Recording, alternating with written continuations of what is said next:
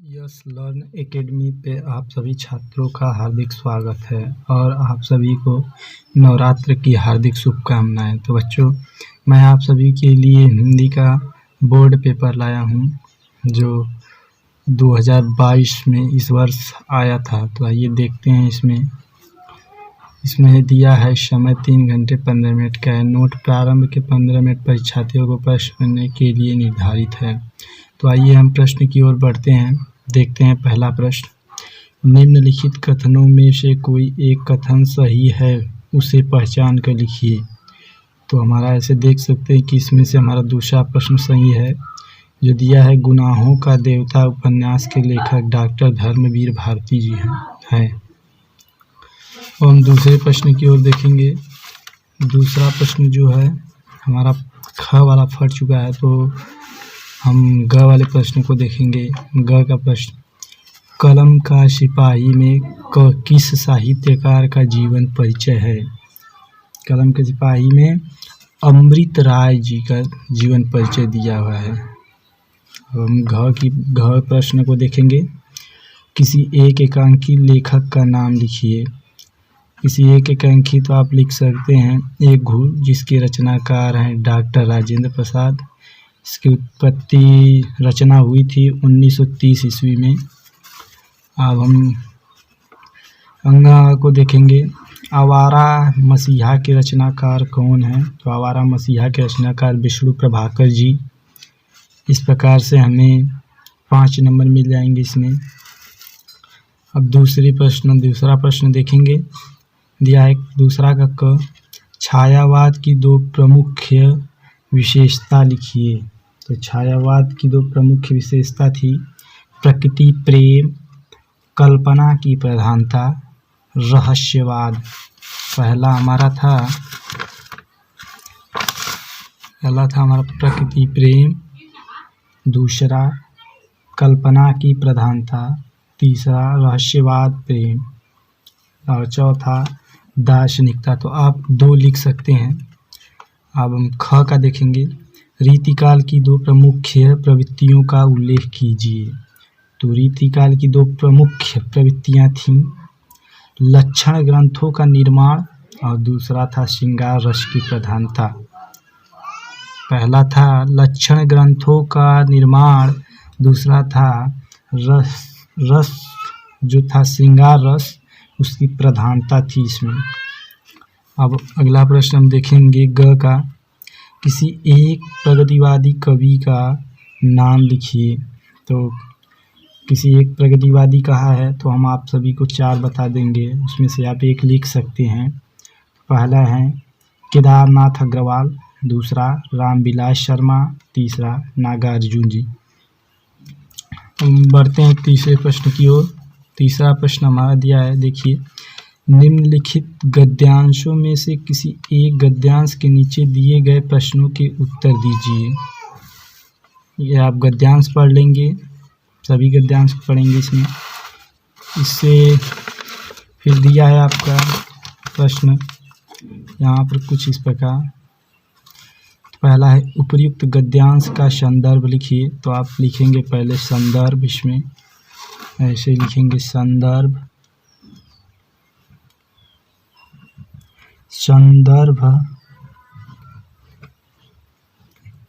ऐसे। तो ऐसे संदर्भ लिखेंगे हम, हमारा संदर्भ ऐसे लिखा जाएगा। और दूसरा प्रश्न है गद्यांश के रेखांकित अंश की व्याख्या कीजिए। तो हम यहाँ पर देखेंगे हमारा जो है ये, कुसंग का ज्वार सबसे भयानक होता है, केवल नीति और सद्वृत्ति का ही नाश नहीं करता बल्कि बुद्धि का भी क्षय करता है। तो हम इसका अर्थ लिखेंगे यहाँ पर।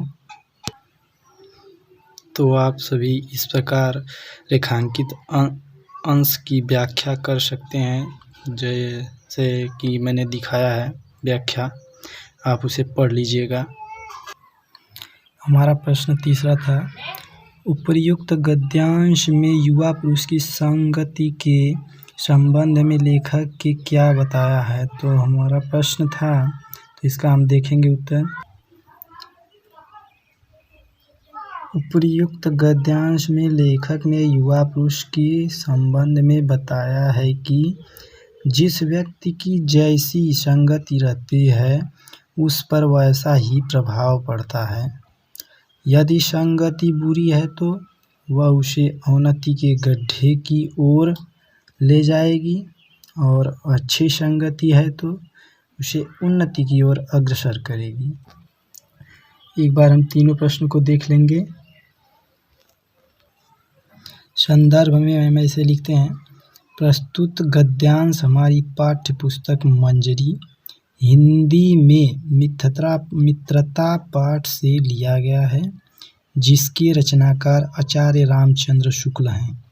व्याख्या भी देखेंगे हम। आचार्य रामचंद्र शुक्ल इस पाठ के माध्यम से यह बताना चाहते हैं कि जिस प्रकार कुसंग का ज्वार सबसे भयानक होता है, तो यह केवल बुद्धि का ही नाश नहीं बल्कि शरीर का भी नाश करता है या कर देता है। यदि आपको ख वाला आ रहा है तो ख वाला कीजिए, जो इसी प्रकार से होगा। इनके भी प्रश्न हैं कुछ उसी प्रकार। उपर्युक्त गद्यांश का संदर्भ लिखिए, रेखांकित अंश की व्याख्या कीजिए, पहाड़ों को किस प्रकार जीवंत बनाया गया गद्यांश के आधार पर स्पष्ट कीजिए। सभी का अर्थ लिखना है। अब हम चौथा प्रश्न देखेंगे। निम्नलिखित पद्यांश में से किसी एक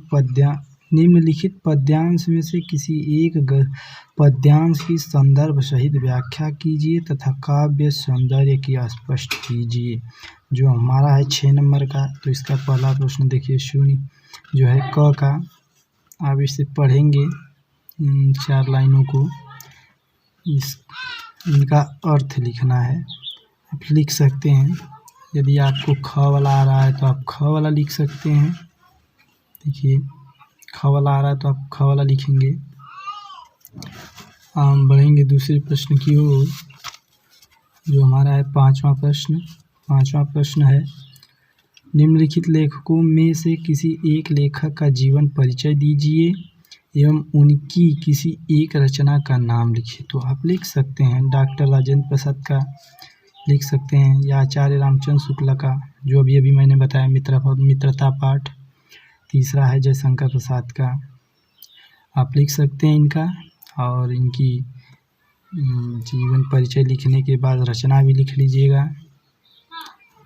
5वां में का ख का देखेंगे हम। निम्नलिखित कवियों में से किसी एक कवि का जीवन परिचय दीजिए तथा उनकी किसी एक रचना का नाम लिखिए। सूरदास का लिख सकते हैं, बिहारी लाल का इस वर्ष कट चुका था तो इसका नहीं लिखेंगे, या याद किए हैं तो इनका भी लिख सकते हैं। तीसरा है मैथिली शरण गुप्त जी, इनका भी आप लिख सकते हैं। तो आइए हम 6वें प्रश्न को देखते हैं। निम्नलिखित संस्कृत गद्यांश का संदर्भ सहित हिंदी में अनुवाद कीजिए। तो आप देख लीजिए, यदि आपको अनुवाद इसका चाहिए हिंदी में तो आप कमेंट कीजिए, मैं आप सभी को इसका हिंदी में अनुवाद बताऊंगा। 7वां प्रश्न देखेंगे हम। अपनी पाठ्य पुस्तिका में से कंठस्थ किया हुआ कोई एक श्लोक लिखिए जो इस प्रकार प्रश्न पत्र में ना आया हो। जो 2 नंबर का आता है तो आप लिख देंगे तो आपको 2 नंबर मिल जाएंगे। ख वाला प्रश्न है, निम्नलिखित प्रश्नों में से किन्हीं 2 प्रश्नों के उत्तर दीजिए, संस्कृत में लिखिए। इसका भी आप 4 दिया हो, किसी 2 का लिख सकते हैं।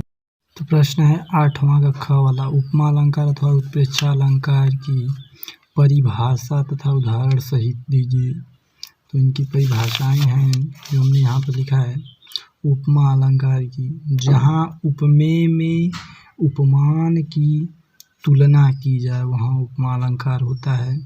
उदाहरण है इसका, पीपर पात सरिस मन डोला। आप देख सकते हैं, पीपर पात सरिस मन डोला। दूसरा है उत्प्रेक्षा अलंकार, जहाँ उपमेय में उपमान की संभावना की जाए वहाँ उत्प्रेक्षा अलंकार होता है। उदाहरण इसका है, सोहत ओढ़ै पीत पतुत श्याम सलोनी गाथ, मानव नीलमणि शैल पर आपति प्रयोग प्रभात। तो इस प्रकार आप लिखेंगे। इसका प्रश्न है 8वां का सोरठा अथवा रोला की परिभाषा सहित उदाहरण लिखिए। तो हम रोला की परिभाषा लिखेंगे। यह एक सममात्रिक छंद है। इसके 4 चरण होते हैं। प्रत्येक चरण में 24 मात्राएं होती हैं। 11 और 13 मात्राओं पर यति विराम होता है। सोरठा का भी परिभाषा देखते हैं। यह दोहे का उल्टा होता है। इसके प्रथम एवं तृतीय चरण में 11 मात्राएं तथा द्वितीय एवं चौथे चरण में 13 मात्राएं होती हैं। उदाहरण है राधा नाग रिचोई मेरी भव बाधा हरो।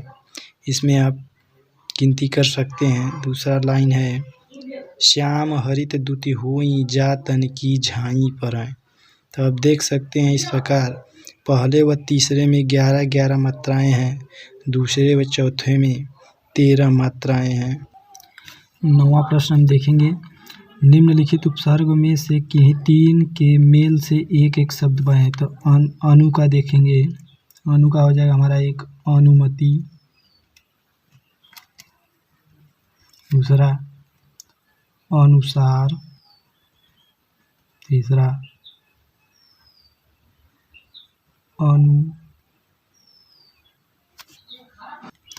तीसरा है अनुपम।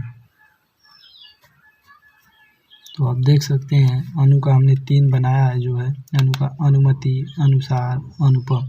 तो आप इस प्रकार इसमें से 3 का बना सकते हैं।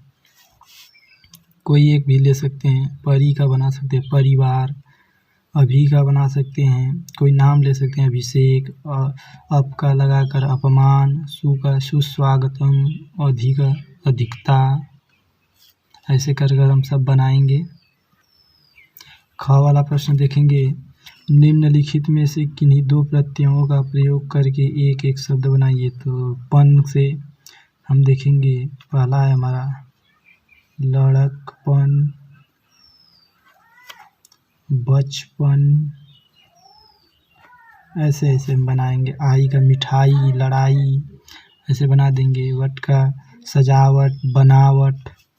हट का भी होगा। इसका ता का होगा लिखता, पढ़ता। ऐसे बना सकते हैं। अब ग प्रश्न देखेंगे हम। निम्नलिखित में से किन्हीं 2 में से समास विग्रह कीजिए तथा समास के नाम लिखिए। तो हमारा है पहला पाप व पुण्य, जो हमारा इसमें दिया है द्वंद्व समास है। इसमें क्या है ना कि ये द्वंद्व समास।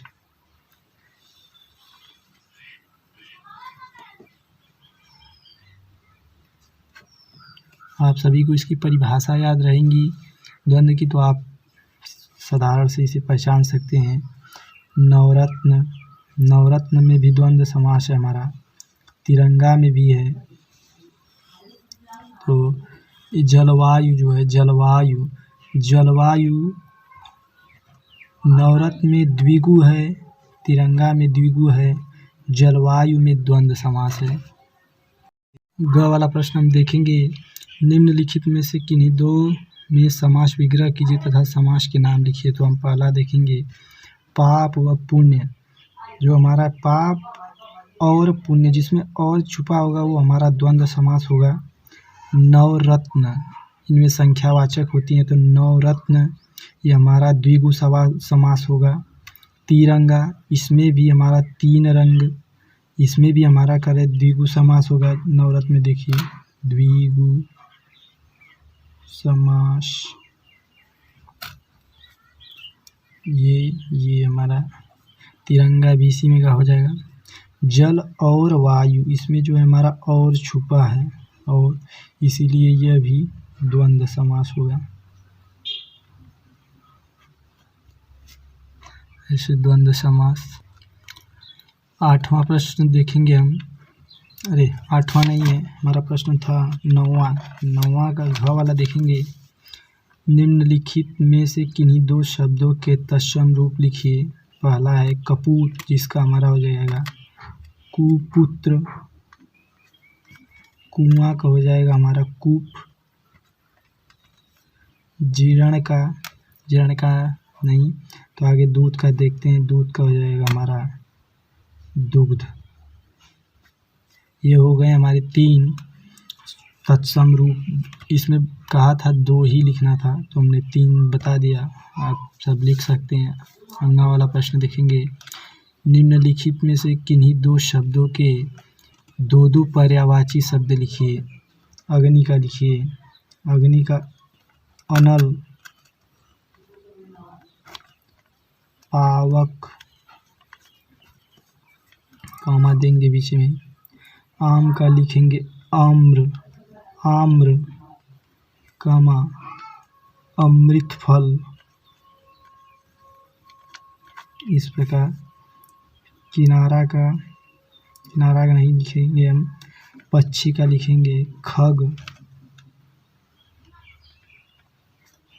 दूसरा हमारा चिड़िया। ऐसे ऐसे लिखने पर हमें 2 नंबर मिलेंगे इसमें, आप सभी देख सकते हैं। इसमें अग्नि का अनल, पावक, आम का आम्र, अमृत फल, पक्षी का खग व चिड़िया। 10वां प्रश्न देखेंगे हम। 10वां प्रश्न में कह रहा है कि निम्नलिखित में से किन्हीं 2 में से संधि विच्छेद कीजिए और संधि का नाम लिखिए। तो प्रत्येक में हमारी यण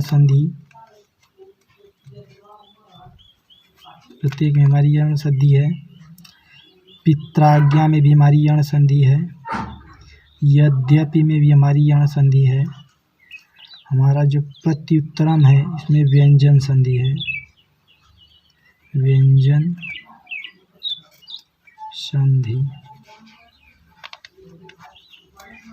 इसमें हमारी व्यंजन संधि हो गई।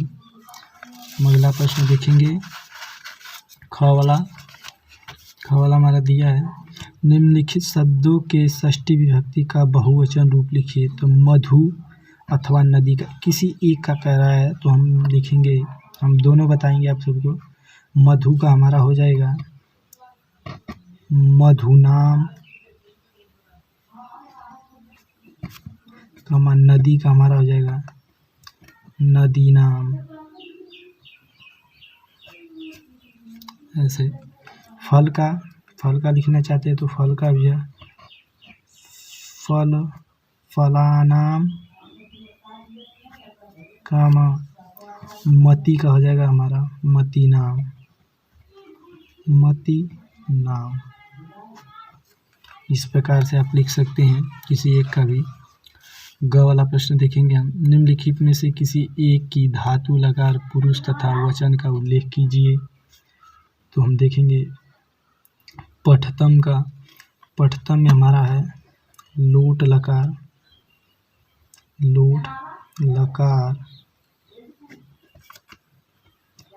मध्यम पुरुष, द्विवचन में हमारा हो जाएगा द्विवचन। और हमारा दिया है अपठतम में हम देखेंगे हमारा हो जाएगा लंग लकार,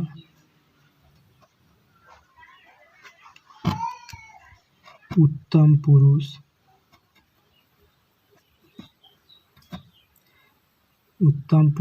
एक वचन।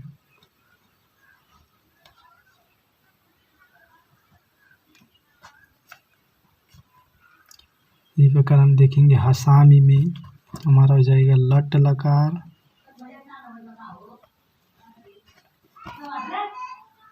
उत्तम पुरुष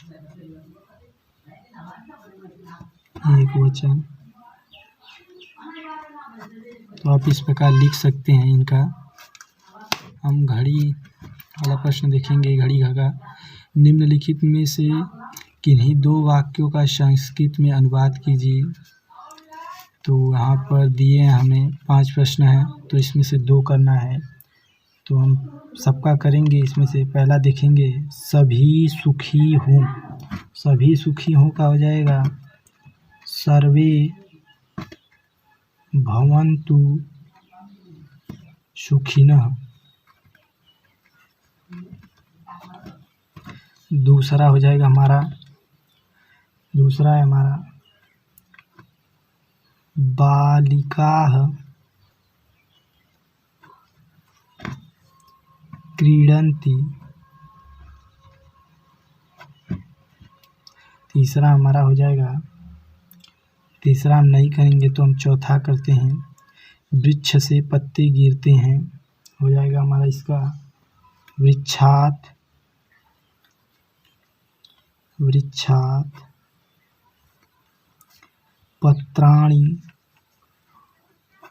पतन्ति।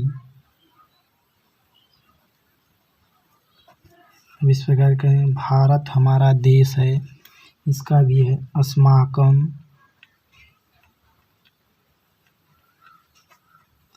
देश देश भारतम अस्ति। अस्ति ये आधा स रहेगा इसमें, अस्ति। इस प्रकार आप कर सकते हैं। 11वें प्रश्न में हम देखेंगे, निम्नलिखित में से किसी एक विषय पर निबंध लिखिए। तो इसमें 4-5 दिया हुआ है। स्वच्छ भारत अभियान, विज्ञान वरदान या अभिशाप, प्रदूषण की समस्या और समाधान, देश प्रेम, जनसंख्या वृद्धि की समस्या एवं समाधान। तो आप लिख सकते हैं स्वच्छ भारत अभियान पर लिख सकते हैं, किसी एक पर भी आप लिख सकते हैं। तो आइए हम 12वां प्रश्न देखते हैं। अपने पठित खंड काव्य के आधार पर निम्नलिखित प्रश्नों में से किसी एक का उत्तर दीजिए। तो हमें यहाँ पर प्रश्न दिए गए हैं। क में 2 प्रश्न हैं, ख में 2 प्रश्न हैं और यहाँ पर हम देखेंगे ग में 2 प्रश्न हैं। ऐसे ऐसे सब प्रश्न सभी दिए हुए हैं। तो आपको जो याद होंगे आप वो इस प्रकार लिख सकेंगे। यहाँ पर आप लिख सकेंगे। ऐसे देखिए जो आपका पेपर समाप्त होता है यहाँ पर। तो जय हिंद, जय भारत।